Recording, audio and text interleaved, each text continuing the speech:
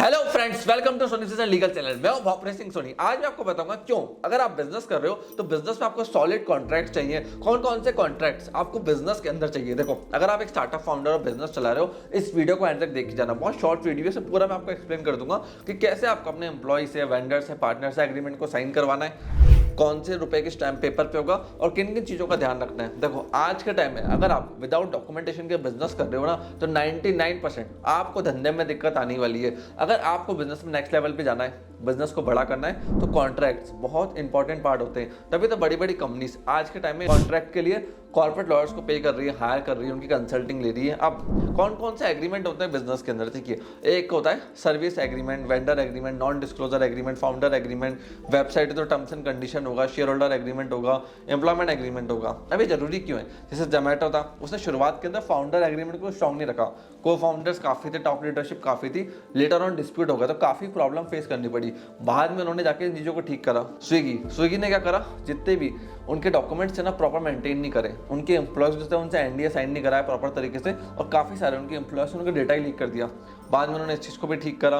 फ्लिपकार्ट में भी दिक्कत आई। फ्लिपकार्ट के पास वेंडर्स है जो कस्टमर्स को अल्टीमेटली प्रोडक्ट और सर्विस सप्लाई करते हैं, तो फ्लिपकार्ट का जो वेंडर एग्रीमेंट था वो इतना अच्छा नहीं था। लेटर उनको भी दिक्कत आई, उन्होंने भी क्लॉजेस को चेंज करवाया, अपग्रेड करा, फाइनली जाके दिक्कतें सॉल्व हुई। क्योंकि देखो, एग्रीमेंट स्ट्रॉन्ग नहीं है, सामने वाला मुकर जाएगा। ओरल बातों की वैल्यू नहीं होती है, कोर्ट में रिटर्न बातों की वैल्यू होती है। चीज़ों का ध्यान रखना। अब मेरा जो एक्सपीरियंस है उसके बेसिस पे मैं आपको काफ़ी सारी चीज़ें बताने वाला हूँ। सबसे पहली चीज़, अगर आप सर्विस इंडस्ट्री में हो ना, सर्विस का बिजनेस कर रहे हो, मोटिवेशनल स्पीकर हो, सीए हो, कंसल्टेंट हो, कुछ भी हो, सर्विस का काम है, तो सर्विस एग्रीमेंट आपके पास होना चाहिए।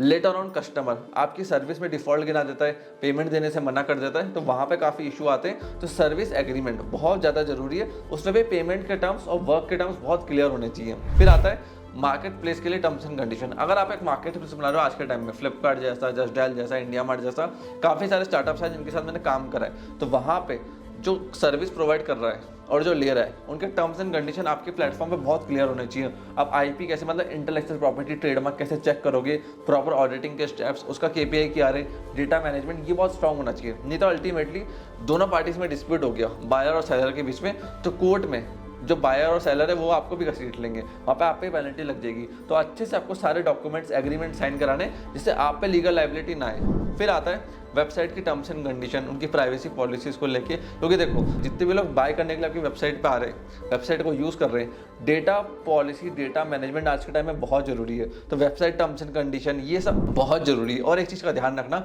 आप किसी से भी एग्रीमेंट कर रहे हो, डॉक्यूमेंट साइन कर रहे हो, क्रिटिकल इन्फॉर्मेशन शेयर कर रहे हो, पेमेंट्स की होगी, कोटेशंस की होगी, वर्क की होगी, सर्विस की होगी, प्रोडक्ट की होगी, हर काम ईमेल पर राइटिंग में करो। ओवरऑली कुछ नहीं होता, ना डिस्काउंट होता है, ठीक है, ना एक्स्ट्रा बेनिफिट्स होते हैं बिजनेस के अंदर। तो हर चीज़ रिटर्न में करना जरूरी, इस चीज़ का ध्यान रखना। और अगर आप अपने एम्प्लॉय से एनडीए, एनसीए, उनके टारगेट, उनके केपीआई के साइन करवा रहे हो, तो 100 रुपये के स्टैम्प पेपर पे कराओ, जिससे आप जब भी कोर्ट जाओ तो आपके पास स्टैम्प ड्यूटी उसके लिए आपने भर रखी हो। और अगर आप किसी से फ्रेंचाइजी एग्रीमेंट कर रहे हो तो मिनिमम 500 रुपये के स्टैम्प पेपर पे करना है, इस चीज़ का ध्यान रखना। और पार्टनरशिप कर रहे हो तो 2-2.5 हज़ार मिनिमम है। स्टेट टू स्टेट वेरी करता है पार्टनरशिप एग्रीमेंट का, कि वहाँ पे कितना आपको स्टैम्प ड्यूटी पे करना है। जनरली राजस्थान के अंदर इस समय 2,500 रुपये, बट मुझे नहीं पता कि चंडीगढ़, मुंबई, केरल, सब जगह स्टेट में अलग अलग होता है। आप ऑनलाइन जाके भी चेक कर सकते हैं, आपको रेट्स मिल जाएंगे। तो हर स्टेट का अलग अलग है पार्टनरशिप को लेके। अब एक चीज़ का ध्यान रखना, बिजनेस में अगर आपके पास स्ट्रॉन्ग सॉलिड एग्रीमेंट्स नहीं है, धंधे में हमेशा आपको प्रॉब्लम आएगी। सामने वाला लेटर ऑन मुकर जाएगा, क्योंकि ओरल बातों की वैल्यू नहीं होती है, कोर्ट में हर जगह रिटर्न बातों की वैल्यू होती है। तो जितना हो सके हर चीज़ को राइटिंग में करो, चाहे व्हाट्सएप हो, ईमेल हो, या एग्रीमेंट्स के ऊपर हो। फ्रेंड्स, अगर आपको एग्रीमेंट्स के बारे में और जानना है, हमारी वेबसाइट sonysvision.in को विजिट करो, या डायरेक्टली हमें इस नंबर के ऊपर व्हाट्सएप करो। ये मेरे सोशल मीडिया प्रोफाइल्स है, इंस्टाग्राम एंड मेरा लिंक्डइन। अगर आपको वीडियो पसंद आई तो इसको लाइक करो, कमेंट सेक्शन के अंदर कमेंट्स करके आप हमसे क्वेश्चंस पूछ सकते हो, और प्लीज इस चैनल को सब्सक्राइब करके जाना, जिससे जैसी मैं काम की इंफॉर्मेशन वीडियो लेकर आऊं, आप लोगों को तुरंत उसका नोटिफिकेशन मिल जाए। आपने इस वीडियो को यहां तक देखा, हम लोगों ने सपोर्ट दिया, उसके लिए धन्यवाद।